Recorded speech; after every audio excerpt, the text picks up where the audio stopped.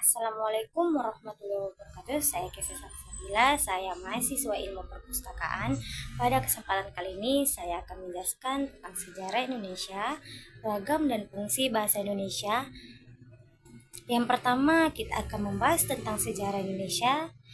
Sejarah bahasa Indonesia dimulai 3 fasili. Yang pertama tentang kerajaan, yang kedua tentang kolonial, yang ketiga tentang pasca kemerdekaan atau kontemporer. Dalam bahasa Indonesia adalah bahasa resmi negara Republik Indonesia dan Persatuan Bangsa Indonesia.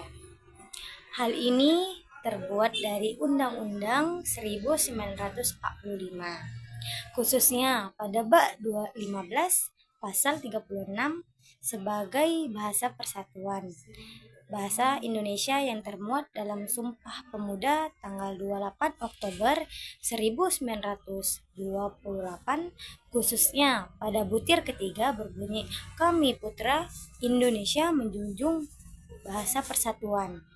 Bahasa Indonesia dipandang dari sudut linguistik, dan bahasa Indonesia ini sebuah variasi dari bahasa Melayu, dan pada zaman Kerajaan Sriwijaya abad ke-7 Masehi, bahasa Melayu dipakai sebagai keanekaragamannya.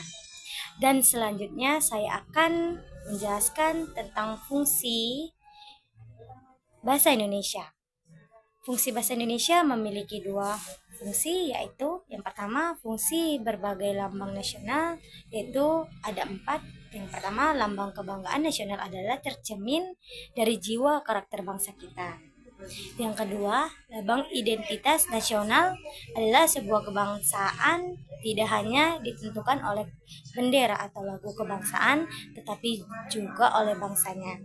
Yang tiga, alat pemersatu berbagai suku bangsa adalah salah satu yang paling krusial dan alat perhubungan antara budaya, adanya bahasa Indonesia, dan pemahaman antara budaya pelajaran dengan lancar. Yang kedua, fungsi sebagai bahasa negara, yaitu bahasa resmi. Keanekaragaman adalah bahasa negara wajib digunakan dalam seluruh kegiatan kenegaraan. Yang kedua, bahasa pengantar pendidikan ialah memiliki akses yang terhadap pengetahuan sebagai bahasa pengantar di semua jenjang pendidikan. Yang ketiga, tingkat nasional adalah bahasa yang digunakan dalam media massa, baik cetak maupun elektronik, dan juga dalam seluruh kegiatan komunikasi di berbagai instansi pemerintah dan swasta. Yang keempat, alat pengembangan kebudayaan nasional, ilmu, pengetahuan, dan teknologi, medium yang sangat penting untuk kemajuan bangsa. Ragam-ragam bangsa Indonesia ternyata memiliki 2 variasi dalam penggunaan yang dikenal sebagai ragam bahasa Indonesia, yaitu ragam lisan adalah bahasa yang diucapkan secara langsung yang melibatkan alat ucap. Yang kedua, ragam tulis adalah bahasa yang menghasilkan melalui tulisan berdasarkan cara pandangan penutur, yaitu ada 2. 1. Ragam buku formal ini digunakan dalam situasi yang bersifat resmi dan formal, di mana etika aturan bahasa sangat dijunjung tinggi.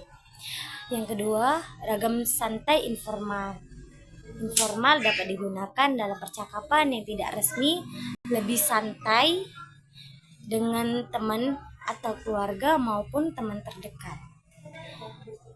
Ada beberapa pokok persoalan, yaitu ragam ilmiah, ragam sastra, dan ragam hukum. Sekian dari saya yang bisa saya jelaskan tentang teori tadi. Assalamualaikum warahmatullahi wabarakatuh.